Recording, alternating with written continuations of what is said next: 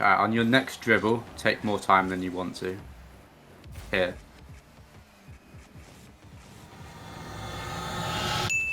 Oh, you're so right. You're so right. I have a confession, guys. I suck at ones. I swear, there have been like 10 different times where I've said to myself or my friends, I think I'm gonna grind ones this season. But that decision is always short-lived because I always seem to forget how rage-inducing it can be.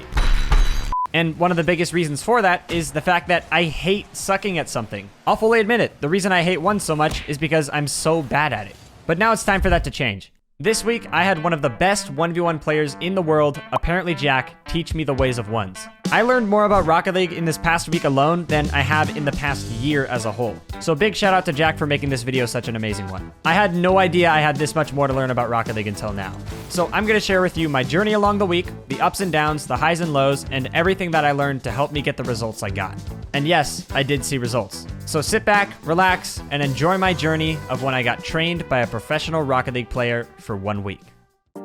So the plan for the week was to meet with Jack every 2 days to check up on my progress. On the first day, we decided to 1v1 in full tryhard mode. If I somehow managed to keep the game close, maybe I didn't actually need the help of a pro after all. But who am I kidding? That was never gonna happen. Might as well get the mistakes out of it. Yeah, that's true. Oh! Oh my god. What rank actually are you? I'm GC1 in ones right now, okay. Okay. Yes, we got it. Oh my gosh. Yeah. This is gonna be so frustrating for me, but I know I'm gonna get punished for everything. I mean, that's the best way to improve, right? Oh no. Oh! Okay. No. Come on. Come on! Woo! Let's go! No! Don't get the 15. Yes, let's go. I'm saying let's go, but I lost 14-1.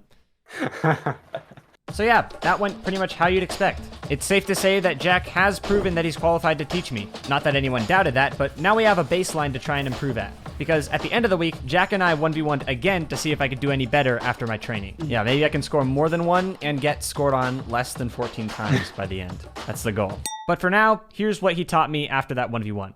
Is there like a rule where you should only take it to the air if certain situations happen, or do you just like mix it up according to whatever? One thing that I always do, I like to attack on the ground, and then so what attacking on the ground does,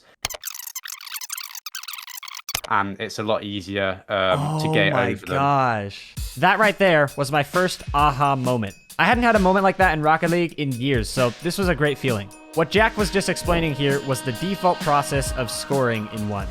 That process, he explained, was this. Whenever you start an attack on offense, you shouldn't be immediately trying to score unless you see the opportunity to. Your first thought should be to take a simple shot to force them to jump and use boost. While they're busy jumping to save it, you can starve their corner boost in the direction that they're going to clear it to. Then, once they do clear it, you can take possession and repeat. Once you've starved the opponent enough and they're under a lot of pressure, you can now take it to the air and go for the kill shot since they're low on boost and you've had full boost the whole time. This strategy is equivalent to rotating in threes. That's just how you break down the defense. In threes, I like to visualize rotation as just moving in a circle since you're rotating positions with your team. In ones, however, that equivalent is just moving in this figure 8 path as you're putting on shots and starving each of their corner boosts. A prime example of him using this exact strategy against me was literally the first goal in this game just 12 seconds in. Might as well get the mistakes out of it. Yeah, right? yeah, that's true. Oh! Oh my god. Jeez, okay. What rank actually are you? I'm GC1 in ones right now, okay. Okay. For him, he only had to take a shot and starve the boost once because his shots and attacks are just so high quality that was already enough to break me down. This whole process revolves around the fact that the defender takes longer to land after a save than the shooter does after a shot. So by the time the defender is touching the ball in the air to try and clear it to the corner, the attacker has already landed and started making his way over there, not only to steal the boost, but also to take possession of the ball and do it all over again. Jack pointed this out specifically because he noticed that I was taking the ball to the air a lot when he very clearly already had full boost on defense. I was basically going in for the kill shot before I even broke down the defense at all. Obviously, this might work sometimes in my ranked games if I can pull off a nutty shot, but the risk versus reward odds of already going in for the kill when the defender is perfectly comfortable in net with full boost is not worth it at all. On top of this major tip, Jack also gave me some main skills to work on, like flicks and general shooting. So I started using this workshop map called aim training and started practicing flicks more in free play. After our short session together, I immediately queued up for some ones games and proceeded to win 3 games in a row fairly dominantly. I have never been more confident in ones than I was right there. Those were the best 3 games of ones I have ever played. After that, I decided to play the rest of my games on stream, and unfortunately, I started playing much worse. This strategy was still working extremely well on offense, but unfortunately, it doesn't matter how good your offense is if you can't hold a 4-goal lead for at least 2 minutes. Yikes. It's gonna be tough to have a mental comeback from that one. Yeah, that happened like 3 different times. So on the day, I still finished a bit higher in rank than where I started, but didn't rank up because I started basically right at the bottom of GC1. On day 2, I just took some more time to implement what I had learned in the previous day. Unfortunately, my performance was more of the same though. Really strong offensive pushes, but not as good defense. This of course resulted in most of my games being pretty high scoring, and I actually finished a decent bit lower than where I started. When I was able to make a save though, I noticed that a lot of the time if I had boost, I could immediately counterattack with an air dribble since they just used boost to take a shot. So instead of needing to break down the defense, I could just immediately go for the kill shot right there, since they basically already broke down themselves by overcommitting. I made a rule for myself that I would only do aerial attacks if I knew the opponent was in a bad spot or had low boost, or both. And that rule definitely helped me out a ton. But unfortunately, performance-wise, I didn't see too much of a change because my defense was still struggling a ton. So on day 3, that was my main focus. I met with Jack again, and he looked over one of my replays of my ranked games and paid attention specifically to my defense. Right, so here, you actually did get back in time. I thought this was like a write-off, but I just seen you got back in time. Again, you stopped boosting. So it's just a little bit of a lack of awareness for spacing. Sometimes you just think that you're covering more space than you actually are doing. If we look at it from this angle, this gives us a better point of view. Yeah, totally. When he flicks it, you're not past your post. So it's almost a free net. He doesn't have to have the greatest flick. Yeah, he shot it down the middle and I still It's down the middle. Yeah, it's down the middle. It's not the most power, and it scores. So you've got the good angle. You just need to be closer. Do you know what I mean? So although there were a lot of things wrong with my defense, the most common issue that I had was what I'm going to call defending the wall. That's basically exactly how it sounds. You're shadowing the play properly, but by the time they shoot it, your car is positioned way further from your net than you actually think it is. The solution, of course, is positioning yourself closer to the post. So I began doing that as well for the rest of the day, and although it took a bit of time to get used to, I eventually felt much more comfortable on defense, and the games I played had a lot less goals scored in them. So after day 3 and 4, I finished back toward the top of GC1 and was just a few games off of ranking up to GC2 for the first time. On day 5, I had another session with Jack. This time though, instead of him watching a replay or just clobbering me in a private match, I decided to play some online matches and have him critique my gameplay as I was playing it. That way, I could directly see in real time what the exact issues were with my decision making. The goal wasn't necessarily for him to help me win, but rather for him to act as my personal answer key for what the best move in a certain situation was. Because a lot of the time, up until now, when I got scored on in ones, it felt like I just got outplayed and there was nothing I could have done. Obviously, that's almost never actually the case, so Jack was there to help me out. You got this, you got this. Just gonna try and shoot this. That's a good shot. Bang! Ooh, I There you slapped go. those. We love that. Nice. I probably could have challenged there. Yeah, you wanted to challenge that at some point. And also, I think spacing, again, look at that. You were Yeah, I'm really close.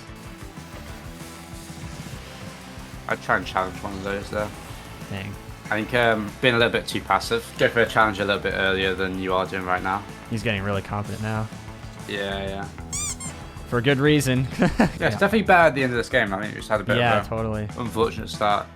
So the first game didn't go too well, but then again, it was my very first game on, so I wasn't really warmed up. In the second game though, things really started picking up and I started connecting everything I was learning into my games in real time. Alright, you got this. Be confident. There it is. There it is. And obviously, you can't do that every time. Right. Then he's just gonna flick it. Yeah, he's going to be scared now.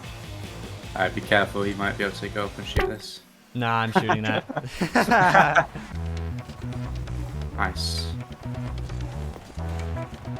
Really well done. That's Nice. a really good 50. You can wait for this boost if you wanted to. And now you can push in. Yeah, now he's scared. Exactly. Oh my god, he's so scared. Just from that one challenge early on. Exactly, yeah. Wow. Pressure him, he's awkward there. Oh, he got me. Good flick. He's not really challenging you on your flicks. Alright, on your next dribble, take more time than you want to. Here.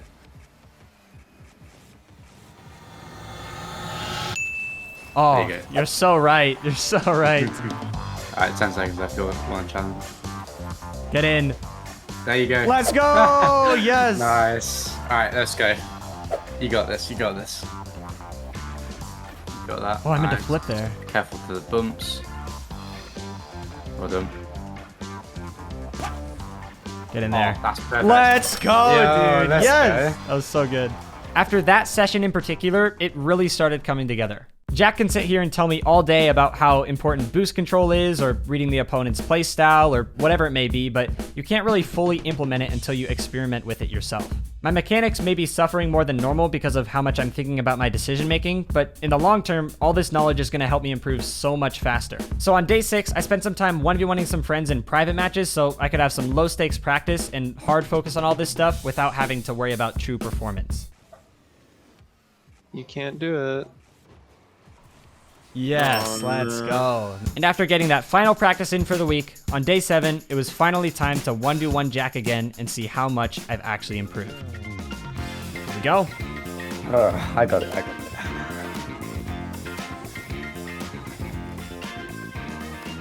Oh, I know you can score those.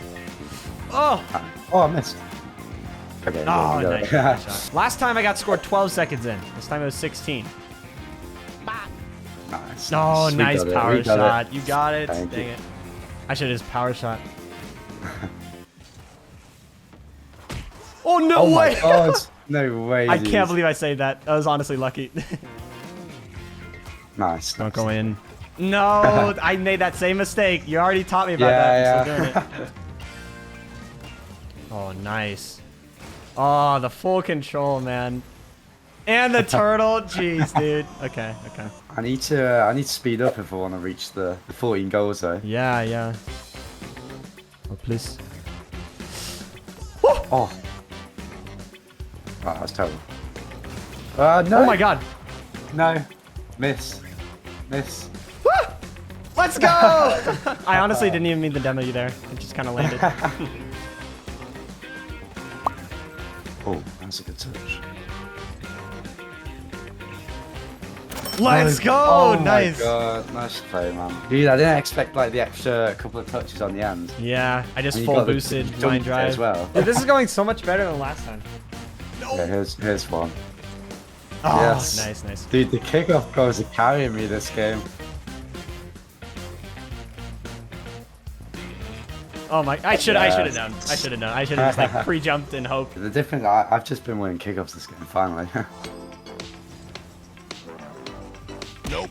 Yes. No way! Take it home. You literally just stole my air dribble. What the heck? No one's ever done that to me before. I was air dribbling and then you just took it and put it the other direction. GG, man. GG, GG. An improvement, definitely. Totally an improvement, yeah. So after the final match, I managed to score 3 goals on Jack and only let up 12 goals this time, which doesn't sound like that much of an improvement until you realize that 4 of those goals were just kickoff goals. After all, the scoreline was 6-2 with less than a minute and a half left. That's a winnable game by most standards. Obviously, that wasn't gonna happen here, but the improvement is barefaced when you look at the previous game. So big thanks to Jack for making this video so amazing. You can check him out below if you'd like. So that's about it. Thanks for watching, and I'll see you later.